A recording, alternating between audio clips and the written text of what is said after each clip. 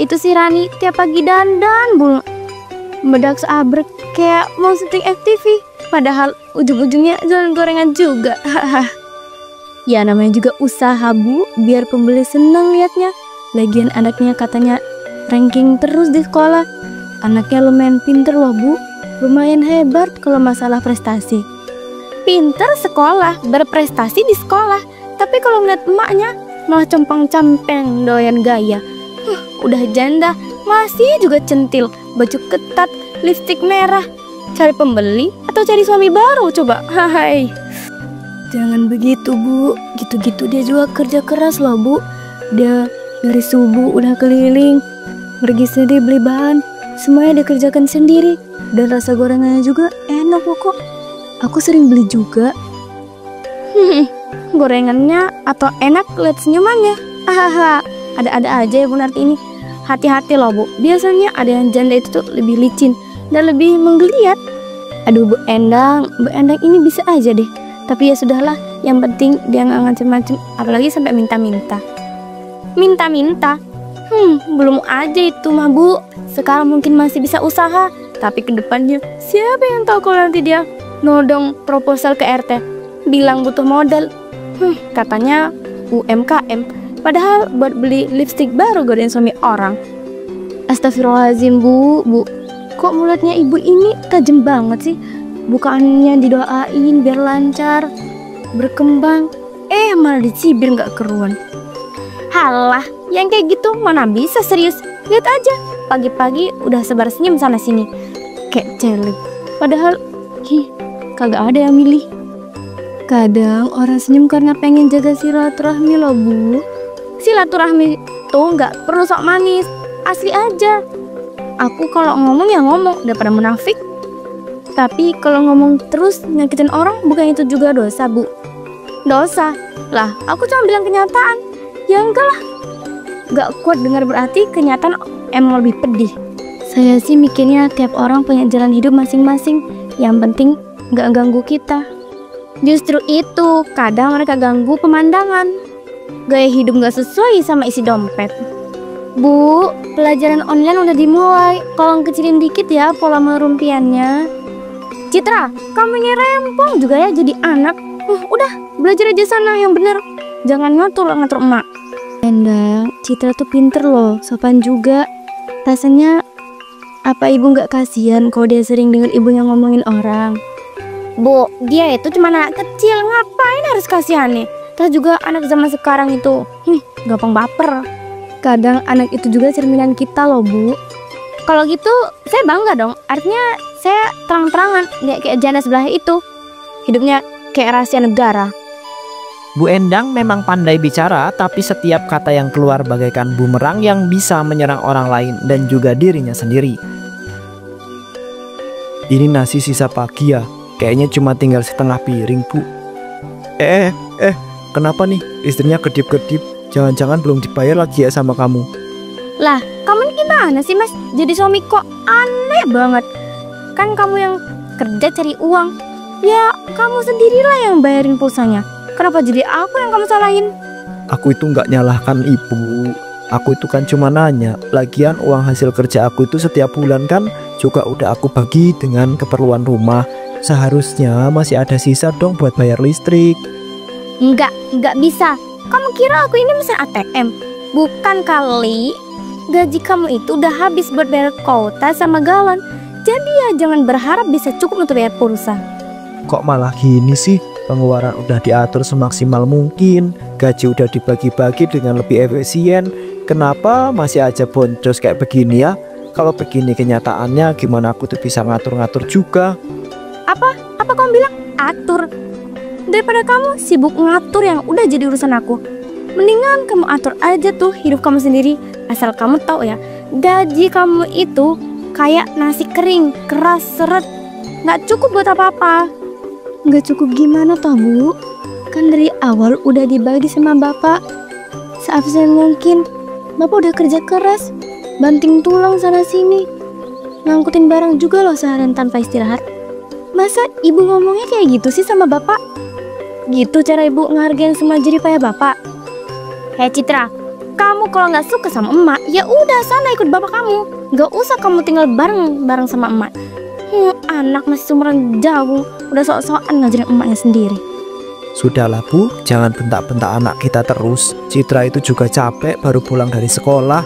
Dia butuh kasih sayang Bu, bukan bentakan kasar kayak begini. Kasih sayang? Emangnya selama ini aku nggak pernah ngasih dia kasih sayang? Tiap hari aku masakin dia, nyuciin bajunya, bersihin rumah, segitu. Bapak bilang masih kurang kasih sayang. Saya tuh tahu banget soal itu. Tapi cara ngomong kamu itu loh Bu, yang aku kritisi. Gaya ngomong kamu itu kayak ngomong ke musuh-musuh kamu. Oh, jadi sekarang saya musuh? Ya udah, sekalian aja. Enak banget kamu nyalahin istri tiap malam. Bu, Bapak nggak nyalahin. Bapak cuma pengen suasana rumah ini nggak tegang terus kayak gini. Kalau mau suasana santai, nginep aja di rumah Bu Rani sana. Pasti wangi, adem, penuh senyuman. Apalagi dia itu kan seorang janda. Pasti rasanya legit, rasa ketupat. Loh, kok sekarang malah bawa-bawa Bu Rani sih? Saya gak pernah singgung dia loh Bu. Halah, omong kosong. Kamu pikir aku nggak tahu apa yang selama ini ada di pikiran kamu? Selama ini kamu tuh sering mikirin dan berfantasi kan sama dia. Pasti di hati kamu tuh ada sesuatu sama dia. Astagfirullahaladzim Bu. Itu kan cuma tetangga yang suka bantu. Kalau kita kesusahan, ibu aja yang terlalu banyak seuzon. Udah, diem kalian berdua. Aku capek debat terus dengan kalian berdua. Mulut ini nggak bisa berhenti karena aku selalu dituntut. Nggak ada yang ngerti susahnya jadi aku. Bu, itu baju yang ibu pakai kemarin masih ada tagnya ya? Baru beli lagi ya? Iya Bu, karena ada diskonan kemarin. Lihat aja tuh modelnya, bagus kan? Masa iya? Lihat model bagusnya cuma didiemin aja. Biar apa ya? Kenanya di rumah. Aku harus tetap dia dong. Nggak mau kalah sama janda sebawah. Tapi Bu, kayaknya bulan kemarin ibu juga beli tas baru ya, yang warna krim itu. Iya dong, itu kan edisi terbatas KW Super Bangkok. Kalau dipakai ke arisan semua pasti nengok. Tiap bulan kredit mulu, tiap minggu beli barang-barang baru. Ibu mau gaya apa cuma mau pamer aja sih Bu? Biar bisa dilihat orang kaya, padahal tidak aja tuh rumahnya. Rumah udah mau roboh dan bocor aja masih nggak bisa ngebenerin. Iya, anaknya juga pernah bilang listrik sempat mati seminggu karena telat bayar. Hati-hati loh Bu, kalau kebanyakan gaya nanti dibilang hidupnya cuma buat citraan. Karin, hidup itu harus dinikmati. Masa iya hidup udah susah-susah, penampilan juga mengelaskan? No way, gak mau dong. Aku gak mau kalau dibilang jelata seperti kalian ini. Tapi Bu, apa nggak sebaiknya uangnya dipakai buat renov dapur atau sekolahnya Citra? Mending ditabung aja nggak sih? Demi masa depan Citra. Sayang loh Bu, kalau nanti dia nggak bisa sekolah ke perguruan tinggi karena ulah ibunya sendiri. Urusan dapur itu gampang, apalagi masalah rumah. Asal nasi bisa beli di warteg, asal bisa ditambahin pakai baskom, selesai deh, nggak usah dipikirin. Lagian Citra juga masih SMP. Masih jauh kalau mikirnya mau ke perguruan tinggi negeri. Aduh. Iya Bu, ibu habis belanja daging, ayam, terus sama belanja ikan juga ya? Gila, banyak banget Bu belanjanya. Ya iyalah, kan aku pengen masak yang enak buat aku sendiri, biar suami tahu istrinya tuh bukan istri yang kaleng-kaleng. Tapi Pak Warto kan makannya paling cuma tempe ya Bu. Biar dia tahu, dia tahu diri, gaji kecil bukan berarti kok harus ikutan hidup kecil. Tapi Bu, rezeki itu kan berkah kalau dipakai benar. Jangan sampai gaya tinggi tapi utang numpuk. Halah, hidup tuh dinikmatin aja. Kalau mati nanti ya diingat penampilan, bukan sisa tabungan. Begitulah Bu Endang, nggak cuma memiliki mulut yang tajam tapi juga egois memikirkan dirinya sendiri. Kalian lihat nggak tuh si Rani? Sekarang jualnya makin rame ya, sampai pakai spanduk segala. Kayak mau grand opening Indomaret. Ya, laris sih Bu. Saya juga suka beli. Sambelnya mantap, enak banget kalau dicocol pas lagi hangat-hangatnya. Mantap apanya? Itu mah bumbu MSG semua. Lihat aja, seminggu lagi juga pelanggannya pada lari semua. Tapi pembeli makin banyak Bu. Malah katanya dia mau sewa ruko di depan SD. Sialan, ada yang aneh nih sama dia. Nggak mungkin janda, seorang janda kayak dia tuh bisa makin maju. Pasti ada yang ngesponsorin dia dari belakang. Iya nggak? Kalian tahu sendiri lah apa maksud saya. Bu Endang, ibu kalau ngomong hati-hati dong. Gak baik loh bu. Kalau ngomong sembarangan kayak gitu gak baik. Kalau yang dituduhan itu salah, malah bisa jadi fitnah bu itu nanti. Fitnah? Lah, saya cuma bilang kemungkinannya kok. Emangnya gak boleh? Kalau kita mikir logis, kayak saya sekarang ya kan? Bukannya gak boleh bu, tapi kalau belum jelas, lebih baik jangan disebar.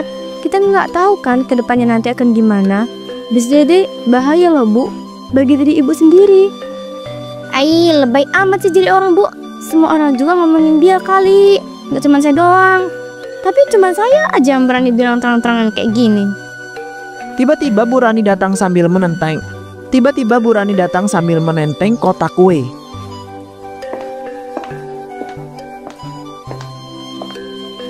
Assalamualaikum semuanya. Ini saya bawakan lemper isi ayam. Alhamdulillah saya ada rezeki lebih hari ini. Ini bu, silahkan dinikmati. Wah, makasih banyak loh Bu Rani. Pas banget ini, rasanya pasti enak banget. Soalnya ini favorit saya tiap beli dengan dagangan warung ibu. Lihat deh, bener kan apa yang dulu pernah saya bilang, pencitraan level dewa. Baru dapat untung langsung bagi-bagi. Dasar kedoknya ketongan bang, cari si panti warga. Atau mungkin ini cara dia bersyukur bu atas segala rezeki yang telah diterima hari ini. Kita kan nggak tahu bu, nggak semua kebaikan itu pencitraan. Kalau Bu Endang nggak suka lempernya, nggak apa-apa kok. Mungkin lain kali saya bawain gorengan aja. Enggak, maksud saya bukan gitu. Saya cuman ya udah makasih deh. Bu Rani ini rajin loh, sopan, murah senyum. Warga lain juga respect sama dia. Mungkin justru karena dia nggak pernah ngejelek-jelekin orang. Betul, kita semua punya kekurangan. Tapi kalau kerjanya tiap hari ngomongin orang, hati kita juga yang rusak duluan. Saya cuma bercanda loh bu, bercanda. Cuman cari obrolan doang. Saya nggak pernah menyangka tuh kalau kalian malah nyangka itu beneran. Aduh, kalian ternyata mudah baper juga ya. Hehehe. Setelah kejadian tersebut, Bu Endang kini mulai goyah dan tak fokus dengan urusannya. Hingga tanpa sadar, masakan dagingnya hari itu mulai gosong dan terbakar oleh api. Bu, kompornya kebakar bu. Ada api. Apa? Astagfirullahaladzim. Iya nak, ibu lupa kalau tadi lagi masak daging. Wanto dapur kita kebakaran Wanto. Cepat cari air, cepat. Gawat, apinya udah terlanjur gede. Citra, kamu keluar sekarang.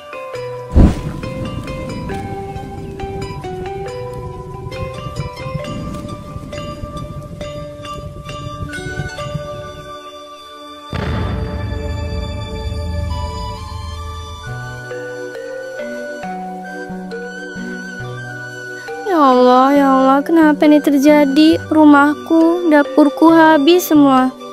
Bu, sabar ya, mungkin ujian dari Allah. Mungkin ini ujian karena mulut ibu suka menjelek-jelekin orang, apalagi seorang Rani.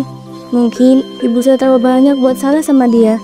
Ya Allah, Rani, maafin saya Rani. Maafin mulut saya selalu gak ada menfitnah kamu ya enggak. Maaf karena saya selalu ngata-ngatain kamu. Maaf karena saya selalu ngejelek-jelekan kamu. Mulut ini terlalu lancang, sekarang rumahku terbakar dan hatiku ikut hancur. Aku janji, mulai hari ini aku gak mau ngomongin orang lagi. Mulut ini harus jadi sumber doa, bukan luka. Semoga setelah ini Bu Endang bisa berubah. Kadang kita baru sadar setelah Allah kasih tamparan. Kadang luka yang terbakar bukan di kulit, tapi di hati. Semoga kita semua bisa belajar dari kejadiannya Bu Endang ini.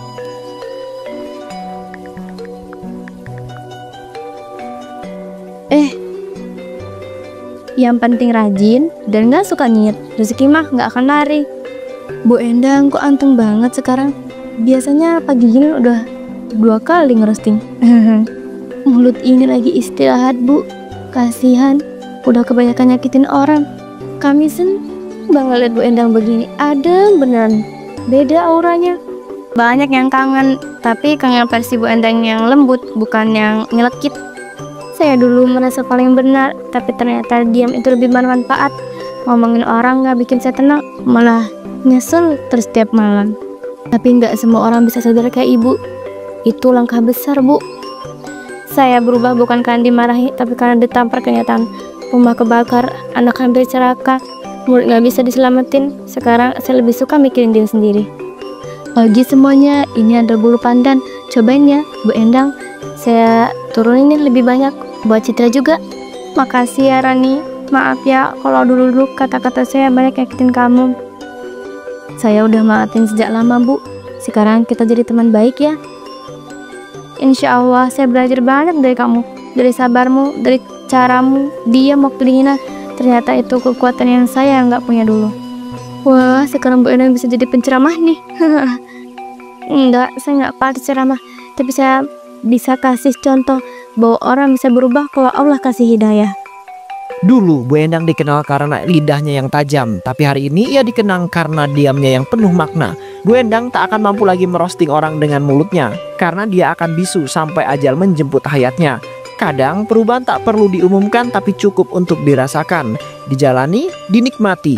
Dan dalam kesunyian itu, Allah pasti menurunkan berkah dan juga karunia-Nya.